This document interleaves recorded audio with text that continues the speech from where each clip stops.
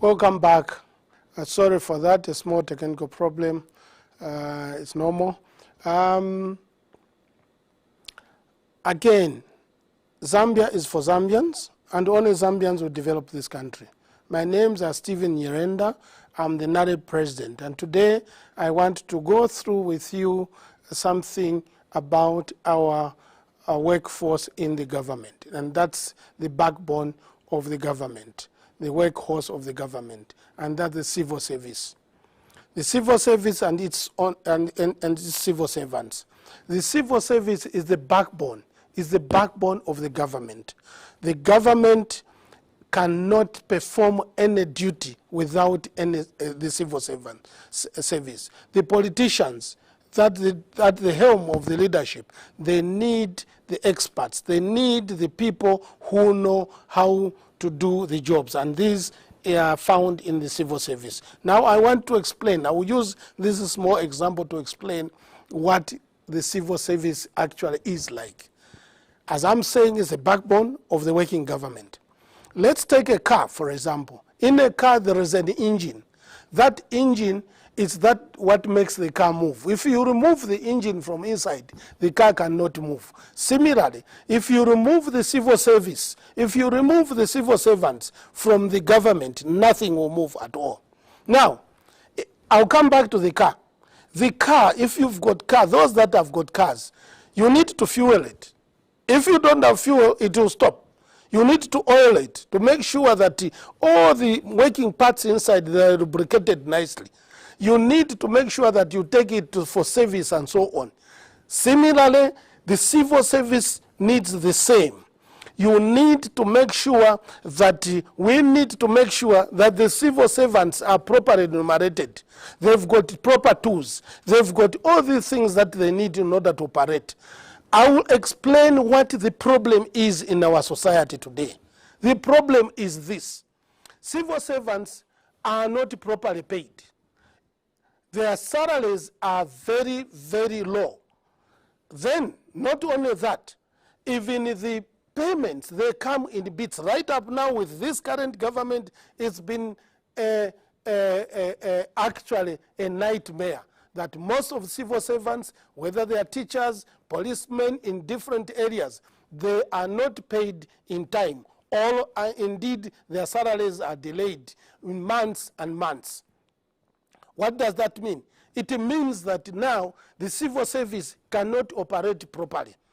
If you go to the police, for example, you want to give a statement, you will find that a policeman, for him to finish just giving you a statement on one page, to finish and do everything, it will take hours and hours. They don't have proper tools. If you look at the chairs, the offices that the policemen are using, it is catastrophe. The only people that you find they have got decent chairs, decent salaries, are the people on top. The majority not. Why? It's because the leadership is not taking care. If you go to teachers, it is a sorry sight. I think some few months behind there was a clip of mine circulating where I was showing that teachers are living in a hut, a one-roomed hut with children, a wife and children, and the toilet some few meters, 100 meters away, and that's a toilet that is direct in the floor. And that's an area sometimes where you find animals. So somebody walks out to the toilet in the animal and has got an accident with animals. That means the civil service is not taken care of. Now, what happens if you are not taken care of? You will find means, and those means are what we call corruption. You will find so big corruption. The most dangerous and the biggest corruption is found in the civil service. It is a system. Here it comes and bend again. Every year, every month, every week it happens because people don't have enough. They have to make ends meet. And what happens is this. I'll give an example.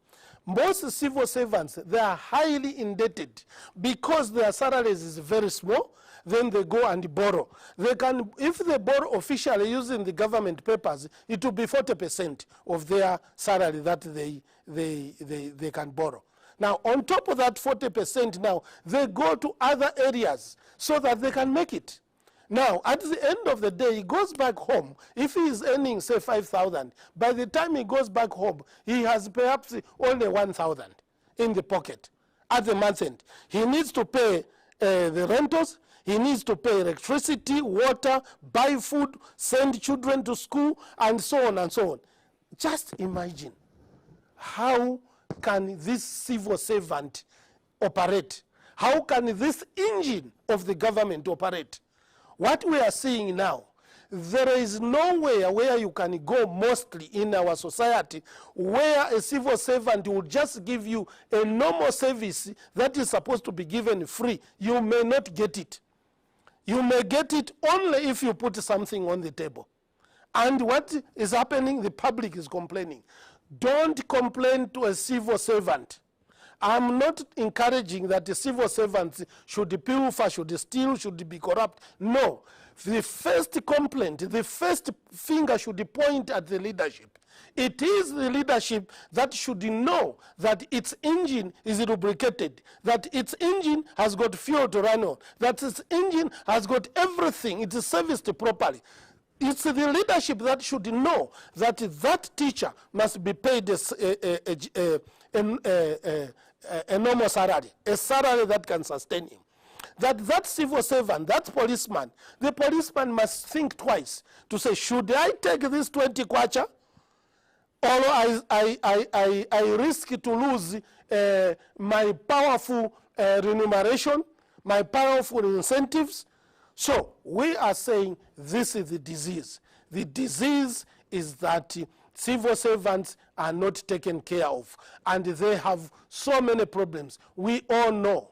But the civil servants are the ones also which facilitate that the private sector runs properly. If the private sector is not facilitated, it will not run. I can assure you it is not going to run properly. And this is where we are seeing now. Wherever you are going, you are complaining. You are complaining your papers are not coming out. You are complaining at the lands you can't get your title. You are complaining that the services are bad, and so on and so on. The reason is that the civil service is operating in a mediocre way. They've got no tools. They've got no proper offices. They are not properly enumerated, and so on and so on. Now, I do not just want to talk, and stay there. Why I start with the problem is to make sure that I know what the problem is, and then I know how NAREP leadership is going to provide an answer. Ourselves, we are going to make sure that we start with wealth creation. Because if you don't have enough, as we have today, our government has, how can they increase the salaries? They can't. They are bankrupt. We are bankrupt. Our government is bankrupt. It has got no money. So us, we will start with wealth creation. Wealth can be created from many, many, many other ways. Let me just take, I do not want even to go to the agricultural sector or to the mining. Let me just take Lusaka. When you look at Lusaka, you look at all these billboards that are put there. These billboards, the city council, or the arm of the government, or the agent of the government is getting nothing, zero completely.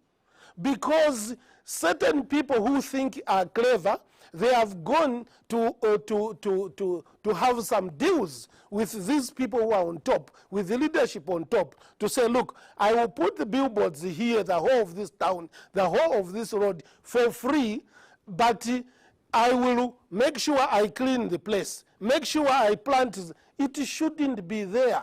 What the city council needs to do is to say this billboard is costing 100 kwacha or 1,000 kwacha per month. You have 100 of them, pay. And that job that you are talking about, we are going to do it ourselves. Lusaka is dirty all over where you go to Lusaka. Copper Belt is the same, with billboards that do not bring any revenue to the state. This is a huge revenue that can change the lives of the workers, that can change the lives of the people, the working conditions of the people. Just one example. Now, there are many more. Let me go even to the police service. There are police departments that can create proper funding that can go towards their facilitation of the tools that they need. For example, it's very rare that you find that the people who commit certain crimes on the roadside and so on, they pay proper fines which go to the government. A very little fraction does, because already a policeman is not properly serviced. He will service himself by taking what is there. And that's a problem. I can go on and on. We will create wealth by making sure that certain arms of the government, certain agents of the government, ZESCO for example, ZESCO is supposed to make money, proper money, but ZESCO is making minus. ZESCO has got huge billions and billions of debt. Instead of it to be making profit, who takes that money? We all pay. We all pay. There are managers there who are supposed to make sure that they do their jobs properly. Where does the money go? We have ERB. We have so many. We have ZICTA. There are so many agents of the government that can make money, that can create money. Before I go to our resources, of course, most of the money that we depend on is directly from ZRA, because ZRA is mandated. Their job is to go and get cash and put it in the coffers of the government. But similarly, ZESCO, ZICTA, even water bodies, most of them, they've got these areas where they can get the monies and put them in the coffers of the government. But what we are seeing is that they get subsidized. Why should you subsidize ZESCO? Why should you subsidize other institutions of the government? That is the leadership. That's what I say. Leadership, it all starts with the leadership and ends with the leadership. So we will create wealth. Beyond that, we'll create wealth by making sure that our productivity is high. Now, once we have created wealth, we will now make sure that we remunerate the civil servants better. We train the civil servants properly. We go and make sure that their skills, the people are properly skilled, and they are giving a very powerful service to the people. It is that time that civil servants are comfortable, that civil servants do not think about their future, whether they are going to have something to eat once they retire, and so on. If they are taken care of properly, you will find that they will facilitate the private sector much more better. And the private sector then will tick. Then the private sector will have higher productivity. That higher productivity means higher money in the coffers of the government, means that the government is going up, meaning that the whole economy is going up. This is a simple, small part that I want to talk about. Now, I will now pick one type of civil servant. I will pick a teacher. A teacher is a very, very important person in the civil service. And we have said the highly paid civil servant in our system is going to be a teacher. A highly paid civil servant is going to be a teacher. Why am I saying so? Everyone, even me to be here and speak whichever language I'm speaking, whether it's English or whatever, for me to say these things that I'm saying, to be able to connect to them, it's because a teacher has stood in front of me, or because I've sat in front of a teacher. Now, what we have done, we have neglected the teacher. Teachers live like I don't know. And we have trained a lot of them. I don't know what type of training that is supposed to be, but after training them, we just throw them away. 40,000, over 40,000 teachers, they are in the streets. No job. Yet, we have in our schools, we have one teacher to sometimes 60 students. I visited one school in Wapula where there was one teacher against 300 students. How? It's impossible. What type of value are those students going to have? What type of knowledge are they going to learn from a teacher taking care in that one time of 300 students? It's impossible. It cannot work at all. I want to go even much more further. When you go to our institution now, the highest institution that we have in our country is the university. Now, if you check the type of value that we are getting from there is low. The universities, the way the universities are measured, they are measured by the type of, by the publications they make. It's the publications they make in those faculties that measure how productive, how valuable that university is. How many publications do we get from our university? Very, very little. What does that mean? It means that our university has got low output. It has got low value that is impacting.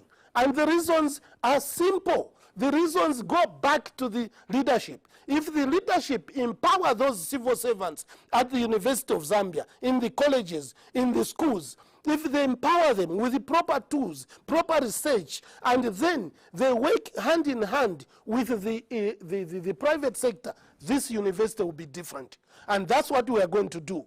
We are going to make sure that this university of ours and some colleges, that they have got all the equipment that they need in different particular sectors, faculties, be it in agriculture, in social sciences, in physics, in biology, in all many factors. They need proper equipment.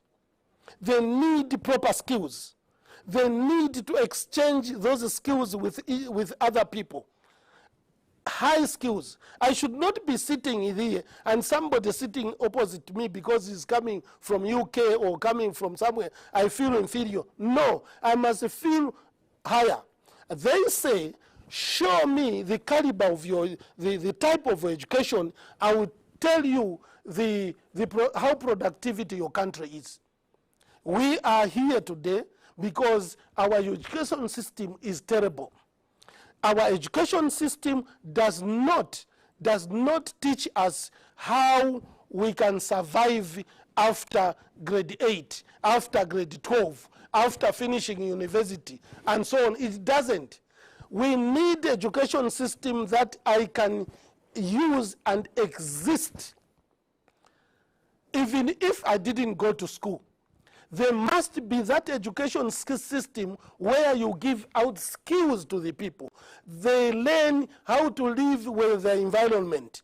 If you are living by the riverside, there's a lot of fish. The area, the business around there is the fishing. Teach the skills, developed skills, not the primitive skills, developed skills, where people should know how important is that fish. How do I make sure that this fish does not finish in the water? It is there for good. Because what is happening today, you just stand up and say there's a fish bad. That person who is there, he doesn't know why there's a fish bad. Teach him. If he's taught properly, you will have value, proper value. They will know how to live with that environment. They will know how to fish and make sure that the fish also breeds. If I live in an area where there's tourism, let me be involved in that tourism. Teach me something about tourism. Why is it important that I value my nature, I live with my nature? How is it important that I should make sure I protect that animal? I protect the tree, I protect the water, I protect the stones. I need to know. If you just say, don't do this, even a child, you need to tell the child, don't do this. If you do this, this will happen. Now, once you involve those people around, you will find that they will run the tourism industry. You don't have, right up now, since I'm already in the tourism industry, you have got tourism industry run mostly by 90% is either the Indian community or the white community.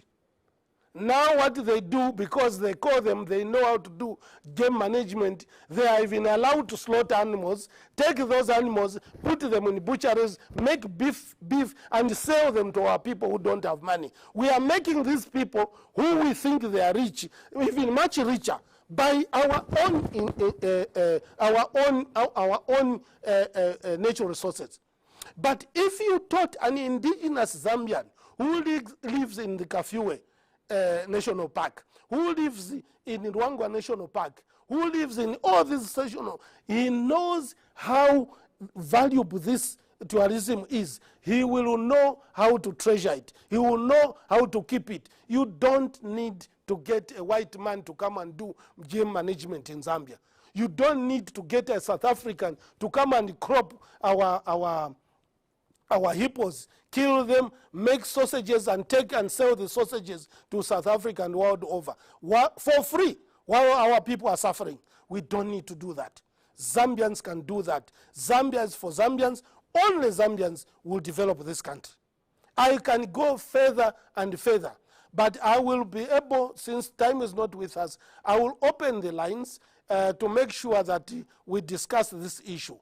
The number to call is 0764 250055. 0764 250055.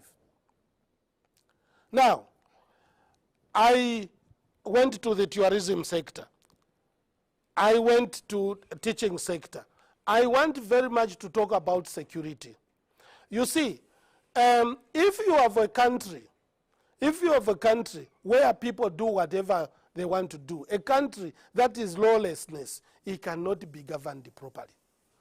We have so many people that are not doing things the way they are supposed to do them. Look at the road. Look at the way our friends, the minibus drivers and some of the taxi drivers. I don't blame them. They are working under duress. They are working under, they are being pushed every now and then. But now, if the police was taken care of properly, believe you me, a lot of these other cases that are outside there, they wouldn't be there. But today, I'll give you one example. I'll go to the police, to the city council police. They are also policemen. They are sent all over the town to go and look for people who have licenses, or they are brogating the city, the bylaws. And when they reach there, because they have stayed for 6 months, 8 months, they are not paid. When they reach there, Bwana, you don't have a license. Don't worry. I'll put a license tomorrow or so. Yeah, but here you are. The money comes. Now, when the money is given out, these people will take that money because they have stayed for 6 months without any salary. When they take the money, that means that person has broken the law. Both of them, they have broken the law. And we see these things every day, and we call it corruption. This is corruption that is created by the leadership. If things are properly done from the leadership, most of this corruption may not be there. I can see the phone is off here. It's off. So, I would want to go even much further for me to explain about this corruption. We will try to have zero tolerance on corruption. You may not have completely get it completely out of the way, but you can reduce corruption to very, very insignificant levels. We have countries in the world that have done that. Zero tolerance. If you smell any small corruption, if you just smell anything, any small corruption, we will make sure that you are taken in and you will not be given any bail. With us, corruption is going to be bailless. Kulibe ati, oh, uyanaba vaso, alikunkale kunyumba, achoka kunyumba, amvera na mushe, driving the powerful Mercedes-Benz that was bought through corruption, the powerful 4x4, the powerful car that was bought by corruption is the one he comes and parades with it at the court once being tried. It's just to show, what can you do? What can you do to me? I'm the biggest guy. No way. We shouldn't go that way. Please, let's make sure that we choose the right government that is going to go into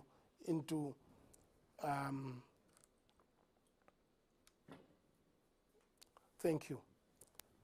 Thank you. I will repeat again, the number is 076 425 0055. 076 425 0055. That's the number to call.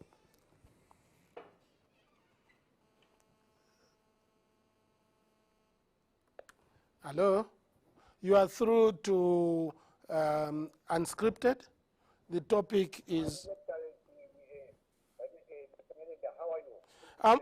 I'm fine. Who am I speaking to? You are speaking with Nyirenda Senanga. The way you are talking a very big story, because it is familiar, like I will give you an example. That's your army, that's your air force, that's your national safety, that's your police. People retire in 2018. We've lost that caller. But what it is, you know, what is it? A civil servant must also know that he has a future. We have seen that lots of civil servants, some of them they have stayed, some of them they have died without getting their pension at all. Some of them day in, day out, they are there. Hello? Hello?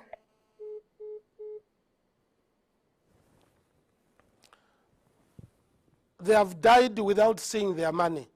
I think all this is about the leadership. What we are going to do ourselves, we will make sure that the pensioners, they do not get their money in big chunk at the same. No, they should get a fraction of their salary every month, which can sustain them nicely. You know, I think there's a problem with our phone still.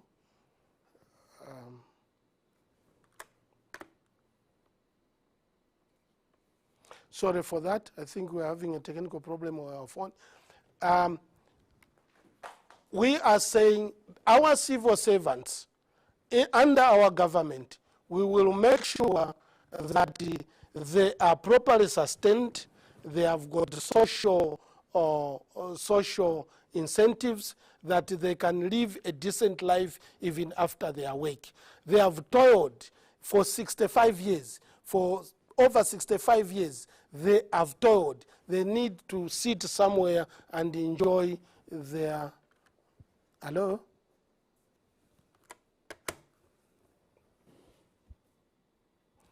I think there's...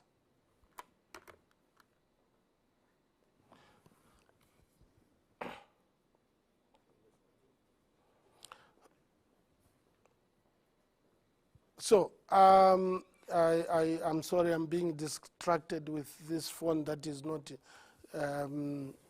functioning properly.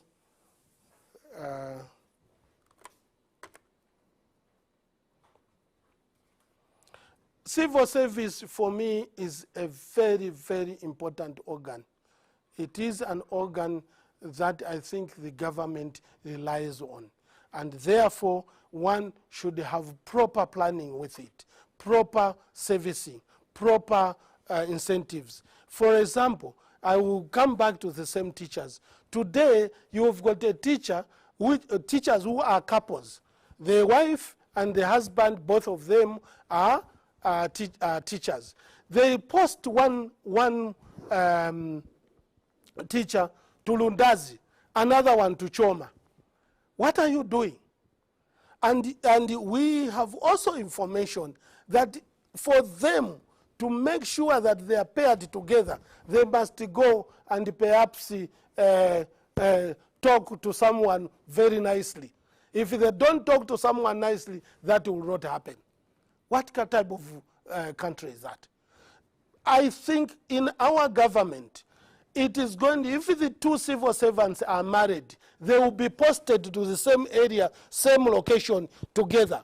Because if you are going to leave one couple, one member of the couple in another area, almost 200 or 300. Yeah. Hello? Hello? You are through to Unscripted. Yes, hello? Yes, sir. Your name and where you are calling from, please? Yes, I'm Piri from Petauke. Mr. Piri from Petauke. From Petauke, Yes, sir. yes, sir. I'm a teacher here in Petauke and I like the program. Yes. I'm seeing the situation where I'm acting as a teacher for now 14 years in the position as HOD. Now with your government coming come August, how are you going to help us? I did, what was the question, sir?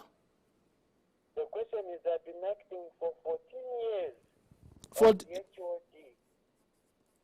And I'm saving, just acting without the upgraded.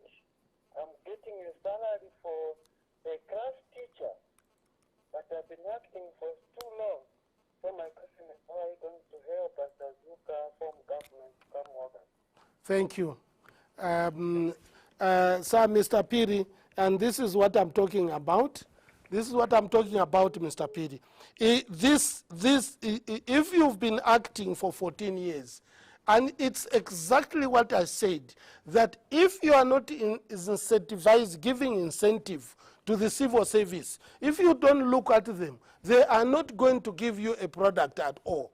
Or the product that will come out will be mediocre, or it will be standstill. You have one person, 14 years, is getting a salary of a teacher, or of a male teacher, or a beginner teacher, but he has been operating as the head of the department. It's impossible. So for us, Mr. Piri, don't worry.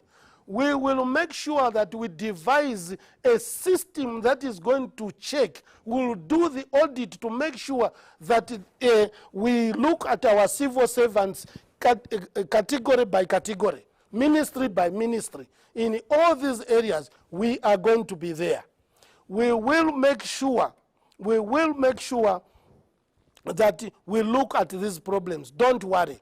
We will make sure that we do a proper audit. And it's not only in the teaching service. It's in every department almost. Every ministry almost. We have these problems. We take it for granted, or the leadership takes it for granted. They are employed, so leave them.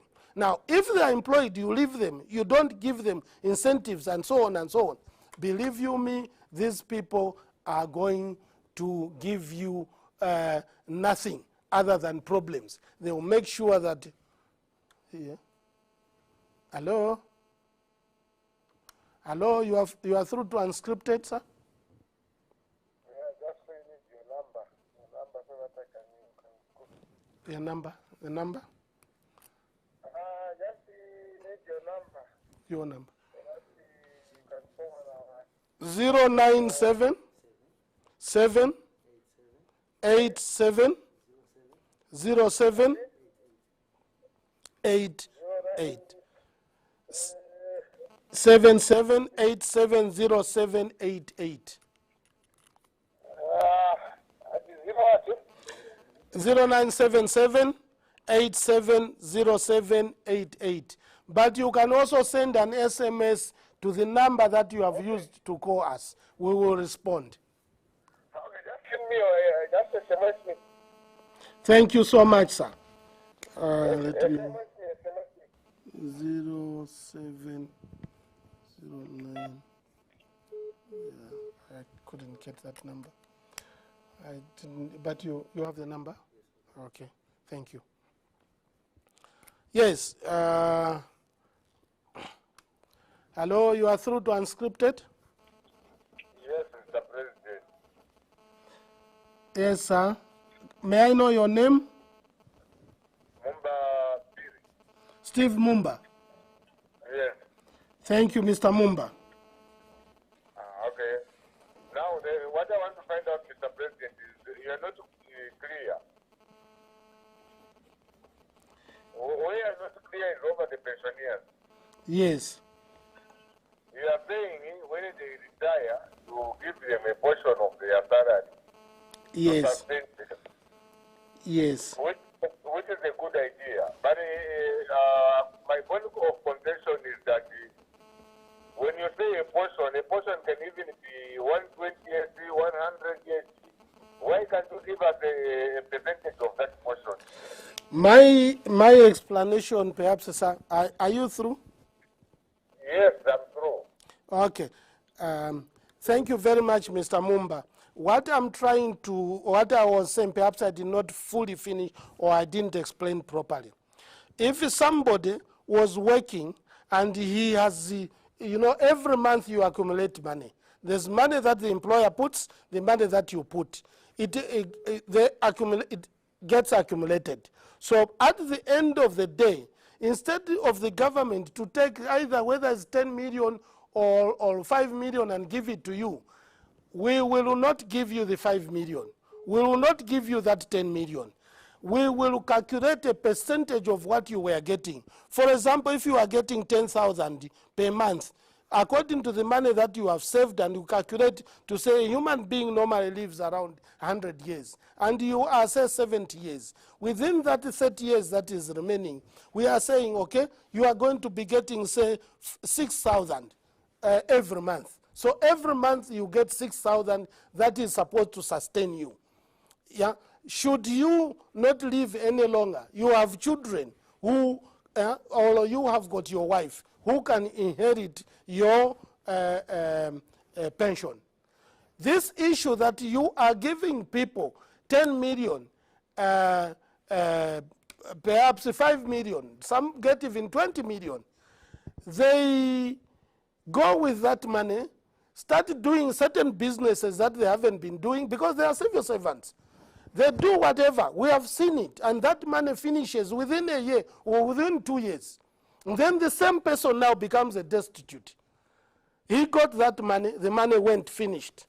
You have got people that you want to help. Some people get sick and so on and so on. And the money finishes and you are destitute. Once you are destitute, you are a problem of the state. That means the state needs to take care of you again.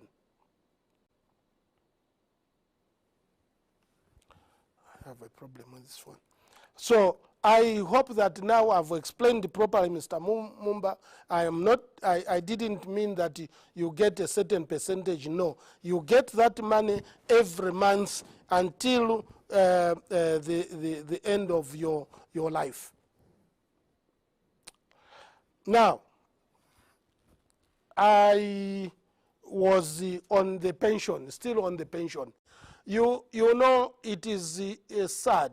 It is sad for somebody every day to wake up. He wakes up every day, goes to parade at the ministry or wherever, day in, day out. They come out, they start telling all those slogans and so on and so on. These people are not productive. It's not good for the government and so on and so on. All these things we are going to put them to the end. But it's not an easy job because there's a huge backlog of that. That backlog needs to be sorted down. Ourselves, when we come in, first of all, we'll make sure that that backlog is sorted down. And we go now with the new thing, with the new, hello? We go now with the new way of putting our government forward. Hello, sir? Hello, your name, sir? I'm calling from Mufumbre. Mufumbre? Yes, please.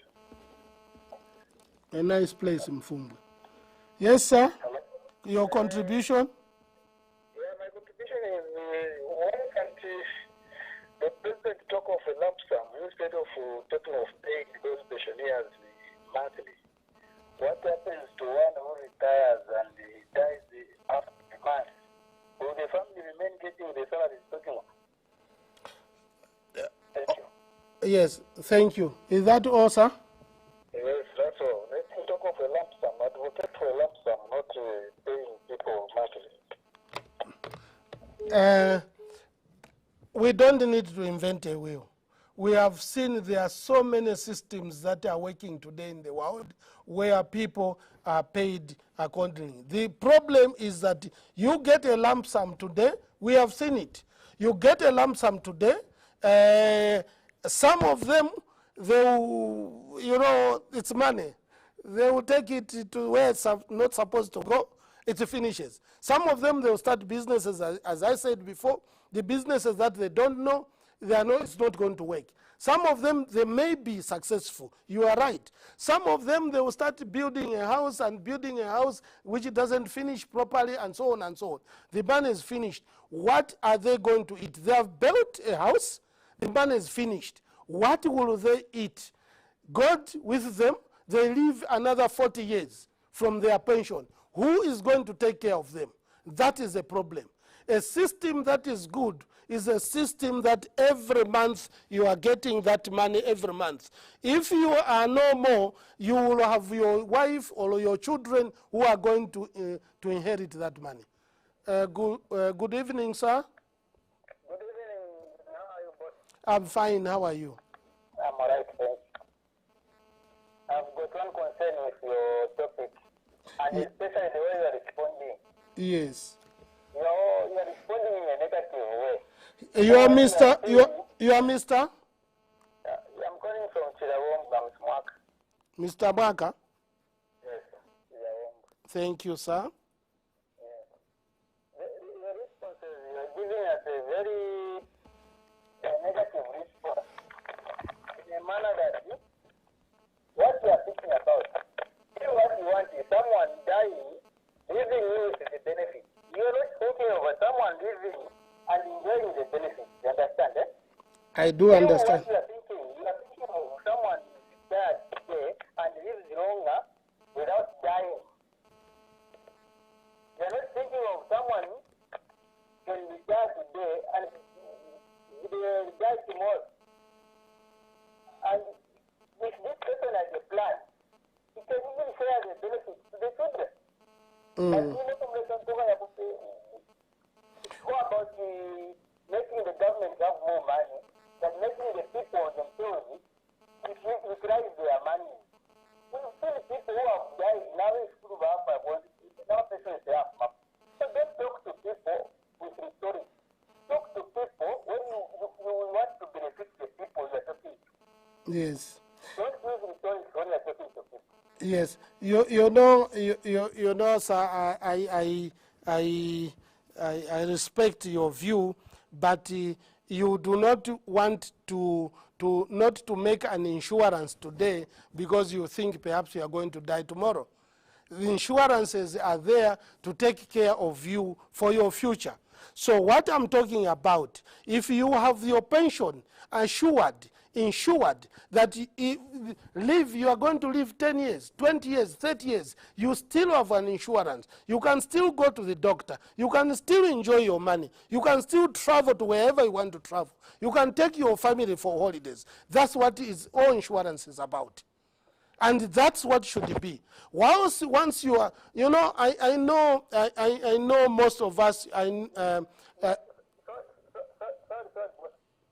about to make government, and if you are going to start making policies based on insurances, telling your government what you want to make a very good government. Because not everyone is going to be able to pay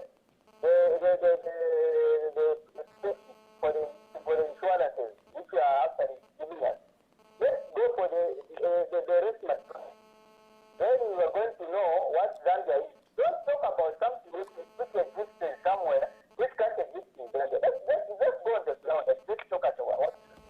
Thank you, sir. Thank you, sir. Thank you. Mr. Mwaka, we have to take care. We have children. We have children. We have to take care of our children. We take care. We build houses that are going to be perhaps 100 years. We buy plots that are going to be 100 years, and so on and so on. Why do we do that? We do that because we want to safeguard our lives that we live and enjoy. We cannot get what we have and finish everything today. Hello? Hello? Hello, Mr. Nyirenda. Hello, sir. You are calling from, and your name? Kafiwe? Yes. Your name, sir? Okay. My contribution to this, Mr. Nyirenda. Thank you, sir. You are saying the unscripted is, you are saying that the government is bankrupt. Yes, you are promising to pay all the retirees. Where are you going to get the money? You are promising the retirees that you pay them a portion of it. You once I was listening to work in Germany. When you retired in Germany, when you worked in Germany, were you given a portion of your mother or given all of you at once? Why is it that politicians think that when people who are retired, they can't have brains to manage what they have worked for their money for so many years, but they pretend to say that the best thinkers on behalf of the used to be employees. Why can't they begin with their dues once and for all? I'm looking at you, sir, you have brilliant brain and things like that.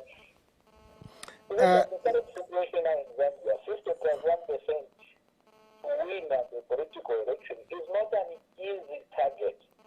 Why don't we team up with other progressive minds so that at the end of the day you achieve something better? Thank you, sir. I think we have a caller who knows me a bit. It's not about me, sir. It's about Zambia and the people of Zambia. I know that traditionally, mostly, we do not keep, I'm told there's no time, but I think, let me take one more caller. Hello, you are through to the Unscripted.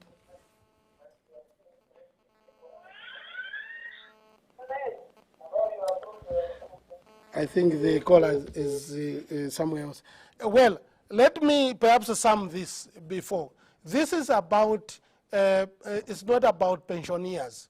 This is about civil service. It's about civil servants. Unfortunately, we have leaned to pensioners. I know it's a very sensitive issue. People want to get their money and do whatever they want to do. And mostly, the governments, most governments are like the parents. They are saying, no, we will be able to take care of you. Now, anyway, let me not dwell on the pensioner. Let me mostly talk about the civil servant. The civil servants needs to be taken care of. He needs to receive proper salaries. He needs to be paid in time. He needs to be make sure that he's incentivized. They need working tools to make sure that they are in better offices, in better areas, in better conditions of work. That is needed. That is very, very important. Before we can get the value, I'll take one more last caller. You are through to Unscripted. Good evening. Good evening. Good evening, sir. Yes, sir. You are calling from, we have got very little minutes, perhaps 1 minute. Can you come up with your contribution, sir? From Nyirenda, Mudoka. Yes, sir. Yes. Actually, my contribution is that pertaining the way you can be the pensioners, in my view, I feel it's better that they are given half of their lump sum, then their half sum is given in a calculated amount. That way, because others